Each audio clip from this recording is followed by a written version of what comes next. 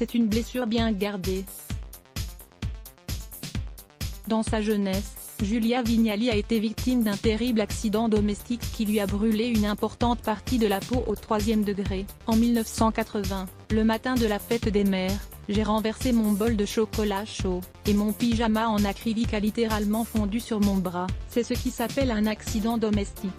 Brûlé au 3e degré, j'ai dû, pendant des années, me rendre 2 fois par semaine à l'hôpital Saint-Vincent de Paul, à Paris, expliquait-elle à nos confrères de Télé 7 jours.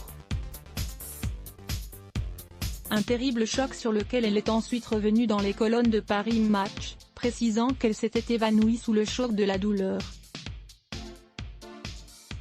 Mais sur le moment, les urgences ne voient pas vraiment l'urgence, et font patienter l'enfant et ses parents.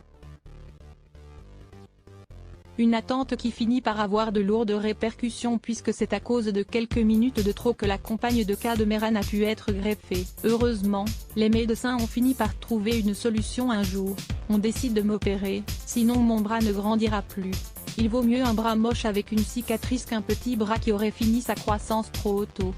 C'est donc pour camoufler cette brûlure, qui ne partira jamais, que Julia Vignali s'est fait tatouer des fleurs de cerisier du Japon sur son bras droit en 2017, je l'ai depuis avril 2017.